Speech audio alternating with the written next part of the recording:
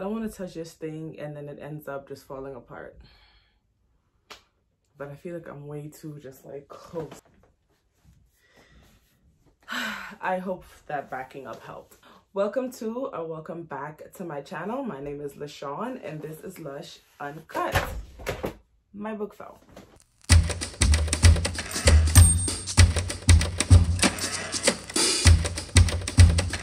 On today's video, I am going to actually do rant numero 3.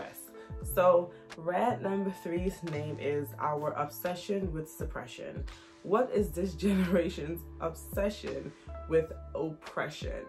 I don't know if you have been paying attention to Instagram or Twitter or Facebook or social media at large, but since I think maybe like the beginning of last summer, as soon as the BLM riots and protests started, this wave of this idea of just like racial suppression and oppression has just taken over the minds of millennials and the Generation Z.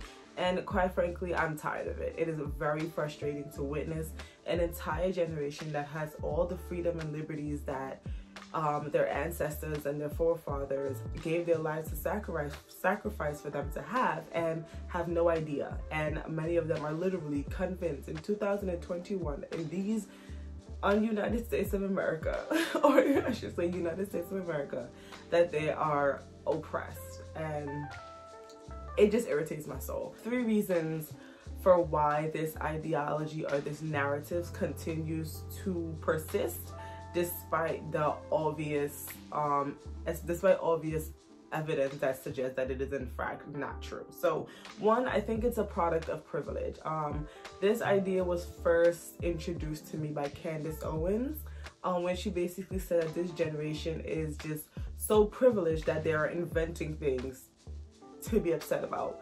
And I 110% agree. We have nothing to talk about. There's no major war going on. There's no like humanitarian crisis. We're not in a depression or a financial recession or anything of that sort. So all things considered, despite the fact that we are in the middle of a worldwide pandemic, things are okay for most people. Obviously, there are some people that are going through a lot of hardships, and I'm not discrediting that or ignoring that, but the general population in America, especially millennials and Generation Z, are kind of sort of doing okay from an objective standpoint. There's no evidence of just overt, systematic, and widespread oppression, and it's just like these people want to be oppressed so badly. Like they want to be like systematically like restricted and just downtrodden so badly. And I honestly think it's because like a bunch of it is boredom.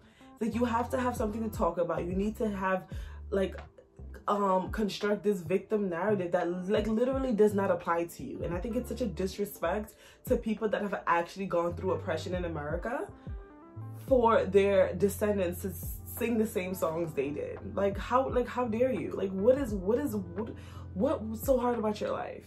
The free education that we were not granted, the ability to occupy any occupation that we wish to do that our ancestors were not granted. What is one thing a Black and brown person cannot do in America simply based on their skin color?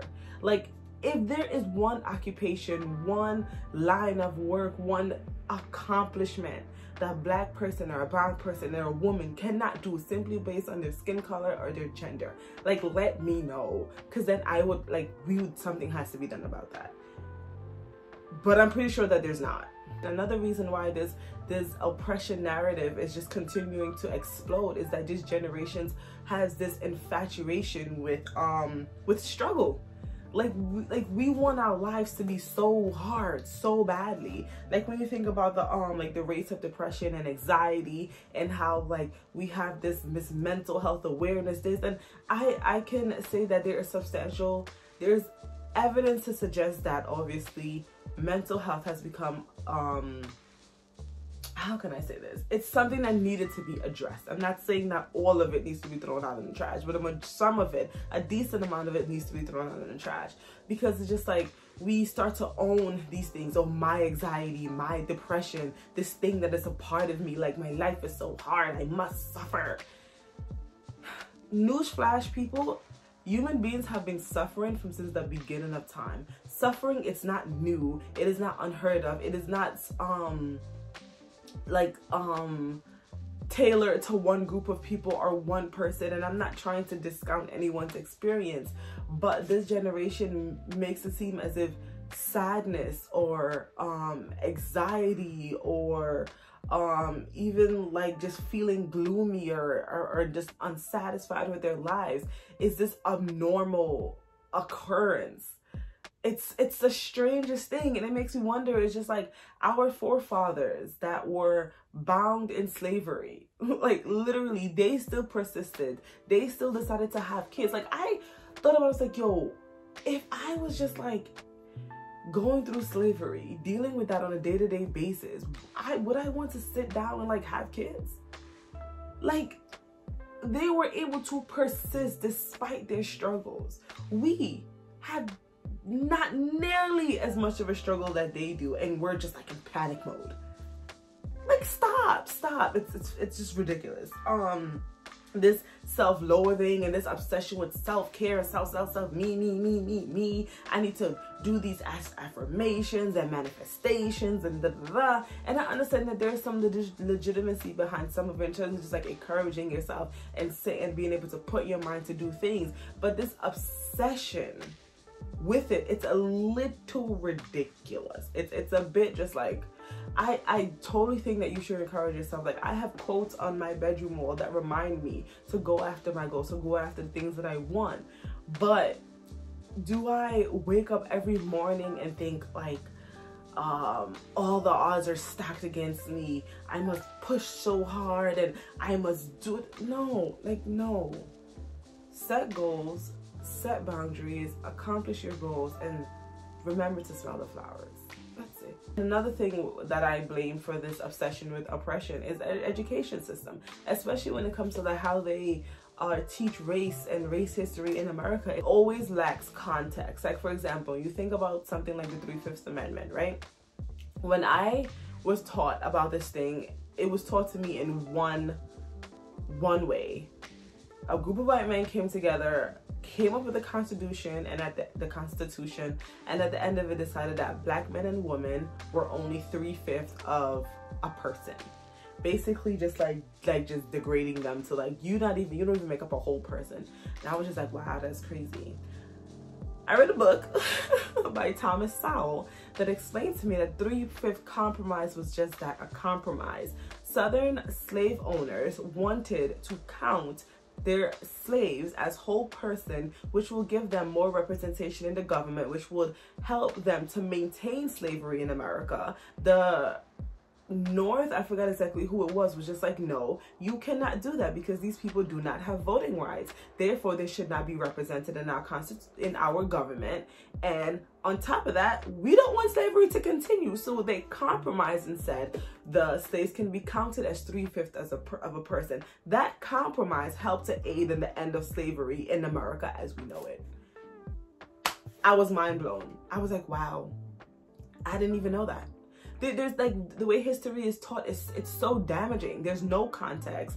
There's no the kids are taught, like, we're taught to basically like just like hate America and hate American history and hate all the people that sacrificed their life and did these things so that we can live in the free society that we have today.